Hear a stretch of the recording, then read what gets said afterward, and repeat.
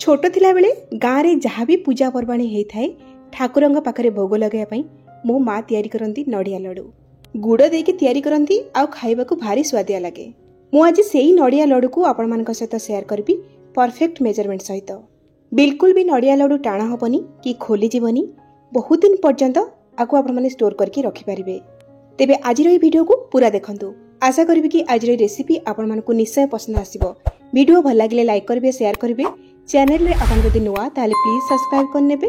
Facebook page रे देखुथिले follow तो निश्चय करिवे। नमस्कार, लता ओडिया किचन रे आपण समस्तंकु अनेक अनेक स्वागत। नड़िया लड्डू बनिया पई एठी मु दुईटी मीडियम साइज रो नेची फ्रेश नड़िया। आपण माने निज हिसाब रे नड़िया कम अधिया करके नै पारिबे। नड़िया को एभली दुई फाळ करके फटै साला परे कोरोना रे नड़िया को कोरी नेबे। जेउ कोरोना रे पूरा गुंड गुंड होई कोरी होतबो ना सेही कोरोना नेबे। यदि कोरोना नथिबो ताहाले खोळपारु नड़िया को बाहर करके एमती छोट छोट खंड करके काटी नेबे और नेबे गोटे ग्राइंडर जार। सेइथिरे कटा नड़िया को अल्प अल्प देकी पल्स मोड रे बा रही रहीका दरदरा करके ग्राइंड कर नेबे। एमिति ग्राइंड करिवे जेमिति नड़िया को कोरिले लागे ना ठीक सेही भली लागिबा कथा। नड़िया को अधिक प्लेन करके बाटी देबेनी बा नड़िया रे बड़ बड़ खंड जेमिति न रही जाय सेथि प्रति ध्यान देबे। एई भली भाबरे एठी मु सब कटा नड़िया को ग्राइंडर जार रे अल्प अल्प देकी ग्राइंड कर नेछि। तो देखंतु नड़िया कोरा रेडी हे गला। जेतिके कोरा नड़िया हमर हेछि ताको हमें मापी नबा। मेजरिंग कप रे हो बा गोटे गिनार हो आपण माने मापी नेबे। हल्का हाथ रे एमती दबे दबे आपण माने नड़िया को मापी नेबे। मापीबाटा निहाती जरूरी, काहेकि ना नड़िया कोरार माप हिसाब रे आमे गुड़र व्यवहार करिबा।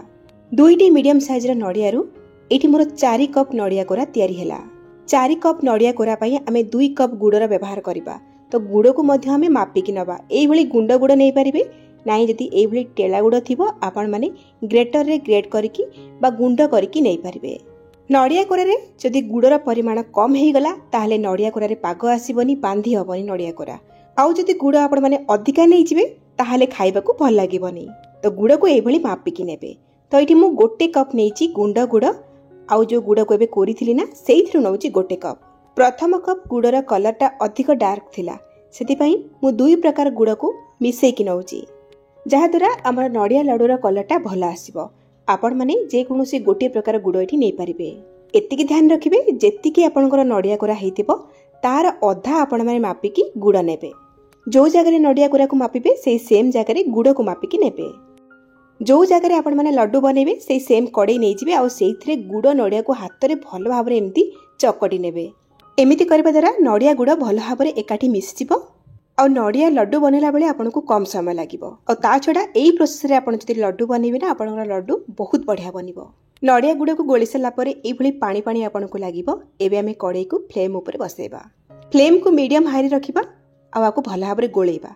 लगातार गोले गोली ये पूरा गाढ़ा हला पर्यंत बा नड़िया गुड़ रु जहा पानी बाहरची से सुखिला पर्यंत आ गुड़ जेमती पाग होई जिवो से पर्यंत आको हमें कुक करबा।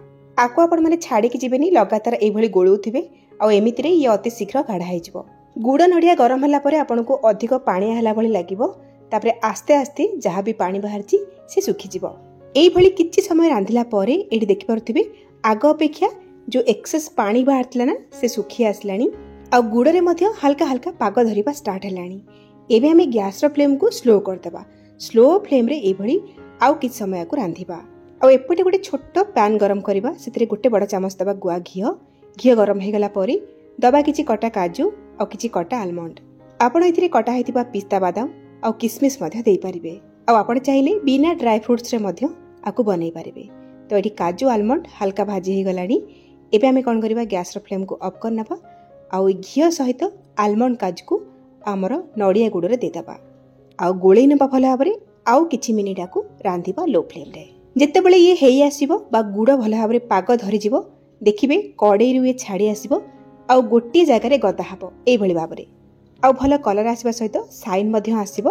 आ जेतेबेले आपण स्पैचुला रे एई भली भाबरे छुईबे ना आपनको अठालिया फील हबो, जानिबे एटा आपनकर हेई गला। आटू अधिक सुखिला करिवेनी नहले आपनकर नड़िया लड्डू खाइबा पई टाण लागिबो। तथापि आपण माने केमिति जानिबे जेटा भल भाबरे हेई गलानी बोली। कोन करिवे अल्प टिके मिक्सर नेबे और हाथ रे एई भली भाबरे शेप देबे बा राउंड करिवे। हाथ को एई भली अठालिया लागिबो आ जो शेपटा बनेबे से बहुत भल भाबरे शेप नबो। देखंतु एबे एटा हेई गला। एबे हमें गैस रो फ्लेम को ऑफ करबा आ शेष रे आमे गोटे छोट चामच एथिरे गुजराती गुंड दबा बासना पाई आ भल भाबरे आको गोळै नबा आउ कड़े को आम बाहर को नहीं आसवा आउ नड़िया गुड़र ये जो मिक्सरटा आम बनईचे ताको गोटे प्लेट को बाहर करवा आउ टिके खेले नवा। एक्सेस जो गरम अच्छी ना टिके ठंडा हो हाल्का उषुम थिला बेले आम एथरू लड्डू बनैबा स्टार्ट करवा। आकु आपण माने अधिक ठंडा करेंगे ना कौन हम ना सुखिला हो आपण माने लड्डू बनई पारिबेनी।